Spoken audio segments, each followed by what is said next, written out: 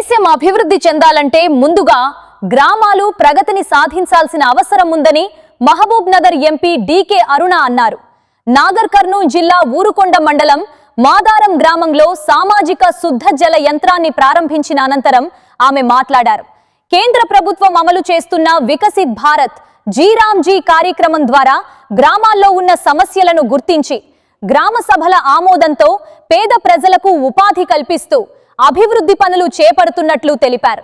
యువతలోని వృత్తి నైపుణ్యాలను గుర్తించి ఆర్థిక భరోసా కల్పించేలా చట్టం రూపొందించామని, గతంలో ఉన్న 100 రోజుల పని దినాలను 125 రోజులకు పెంచామని, వ్యవసాయ పనుల సమయంలో 60 రోజుల విరామం కల్పించినట్లు చెప్పారు. గ్రామాభివృద్ధికి కేంద్రం అందిస్తున్న నిధులకు ఎలాంటి కోత లేదని, 40% నిధులపై కాంగ్రెస్ పార్టీ దుష్ప్రచారం చేస్తోందని విమర్శించారు. కేంద్రం నిధులకు రాష్ట్రం వాటా కలిపితే గ్రామాలు మరింత అభివృద్ధి చెందుతాయని స్పష్టం చేశారు.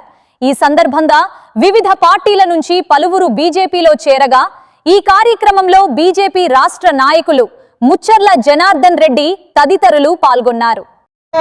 అవసరమైనటువంటి ప్రతి ఇన్ఫ్రాస్ట్రక్చర్, ప్రతి ఒక్కటి కూడా అభివృద్ధి అవసరమైనటువంటి ప్రతి ఒక్క భవనాలు కూడా మన గ్రామాల్లో ఉండేటటువంటి విధంగా ఈరోజు వికసిత్ భారత్ జీరామ్జీ అనేటటువంటి చట్టం ద్వారా నరేంద్ర మోదీ గారు కేంద్ర ప్రభుత్వం ఎన్డీఏ ప్రభుత్వం దీన్ని కల్పించిందని మీకు ఈ సందర్భంగా నేను తెలియజేస్తా ఉన్నా. కాంగ్రెస్ పార్టీ ఒక దుష్ప్రచారం చేస్తా ఉంది.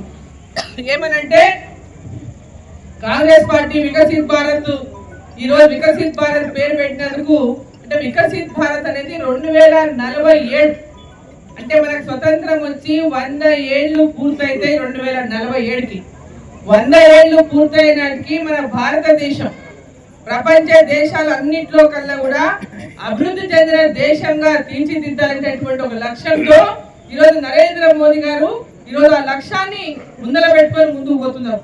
మన దేశాన్ని ముందుకు తీసుకెళ్లే దిశగా అభివృద్ధి పనులు నడిపించాలనేటువంటి కార్యక్రమాలు తీసుకోబోతున్న నేపథ్యంలో మరి ఈరోజు ప్రతి గ్రామం అభివృద్ధి చెందినాడు, ప్రతి ఒక్క పేదవాళ్ళు ఆర్థికంగా స్థితిమంతులు అయినాడే, ప్రతి ఇంట్లో పిల్లలు చదువుకున్నటువంటి వాళ్ళు అయి ఉండాలి, ప్రతి ఒక్కరికి ఉపాధి ఉద్యోగ అవకాశాలు ఎవరికైనా కల్పించడానికి నైపుణ్యంతో కూడినటువంటి విద్యను అందించాలి. ఇవన్నీ అందినాడే ప్రతి ఒక్క